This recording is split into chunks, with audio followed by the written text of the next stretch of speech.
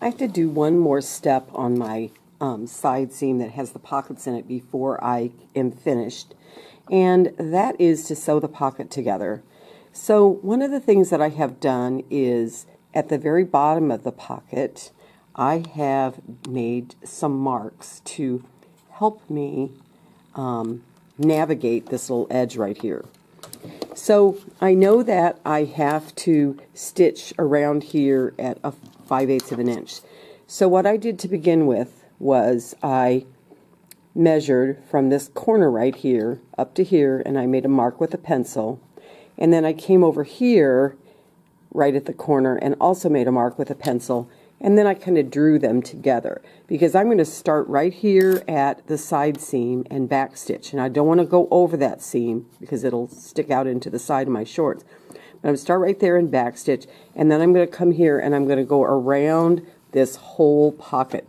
But I wanted you to see how I did that just to make it easier. And I will tell you, you could do it without the mark. It'll be a whole lot easier if you put the mark there. If you're not sure how to do it, come check with me and I will see what I can do to help you with it. But it just, seam gauge, pencil, you'll be fine. So we're about ready to start sewing. And I just need to test my machine to make sure that we're stitching okay. I'm on stitch number 1, which is our default setting. And I'm just going to stitch an inch or so. And my machine's going pretty fast. I'm going to slow it down, especially because I'm going to go around that curve. I might speed up a little bit once I get past that really wicked curve that's at the beginning. And it is a really tight curve. Okay, so let me slide this underneath. And again, I'm starting near the bottom of the pocket, right at the side seam. And I'm going to line up my little line that I have there. I'm going to line it up inside the slit. And if you notice, my seam allowance down here, you can see right there that my seam allowance is actually right at the blue tape there. You can't see it very well unless I lift this up, but it is, that's where it is. Okay, so drop this down. I'm going to hold on to my thread and do a couple stitches forward because I need to back stitch here. And then I'm going to go back stitch backwards. And I'm watching right here because I don't want to cross that line with my back stitching. Okay, and now I'm ready to go forward. And I'm kind of following along that line. I'm also looking here because I want to make sure that I have that at 5/8 of an inch. I'm going to tell you, this curve is pretty wicked, so we have to make a real quick turn. Remember, we lift our presser foot and turn it just a little bit to get it around that curve. And I'm only doing a few stitches at a time because I want that curve to stay smooth. Take my pins out.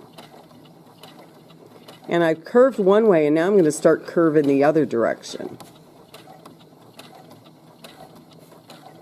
Pardon the gravelly voice, it is allergy season and it is getting me bad. Okay, so now I'm curving the opposite direction and I'm watching right here. I don't want to pull on this at all. You notice I'm not pulling on the fabric at all. I'm just keeping my hand on it flat. And I can always stop and adjust every once in a while so that I don't get a weird wiggle in my seam allowance. I'm looking right here. I'm not worried about it right here. I'm worried about it right here as it goes in to the needle. I want it to be at about the right spot. Okay, again, stop and adjust. Lift that up so that, you know, it gets kind of tight underneath the presser foot. Sometimes if you just lift it up, it'll relax. There is a straight part of these pockets, so once we get to that, it's going to be smooth sailing. Okay, and I'm going to stop and let it relax. Do a little bit more. See how it's kind of bubbling in front of me? I'm going to stop and let it relax. Turn it some more.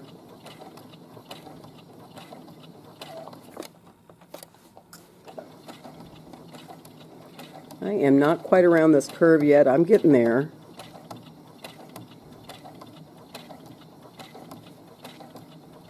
Boy, if you really want to get good at curves, these kind of pockets will teach you that.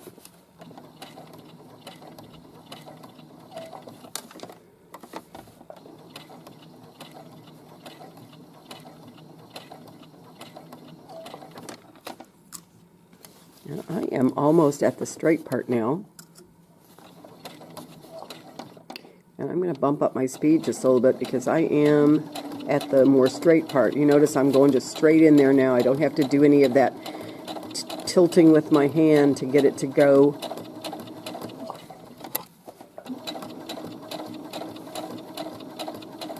And I'm going just to the top of this pocket. I'm not going to stitch across the very upper edge because that will get caught in the casing. So we don't need to do anything with that. Alright, so I'm going to come up to the top here and then I'm going to back stitch.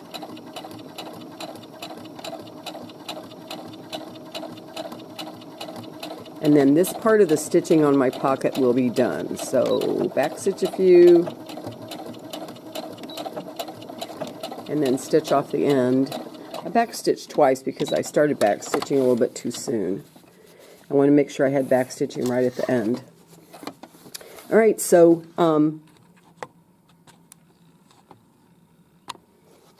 let me show you what that looks like now. If you notice, this is a really wild curve right in here. You come straight out from the side seam, make this curve, and then you have to curve and go the other direction. So if you notice, mine's pretty smooth, and that's because I stopped every once in a while and lifted my presser foot up and shifted my fabric slightly. Don't forget, we need to clip all of these loose threads. We're going to go around the side seam with zigzagging now to keep the whole thing from fraying. But we had to do the pocket first because when we zigzag, we're going to do it all in one step rather than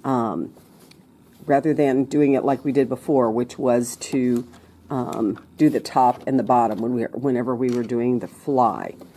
So we're going to start at the bottom and zigzag, and we're going to come up here to the top and stop because we don't need to zigzag this little section right here. Okay, off to getting ready for zigzagging.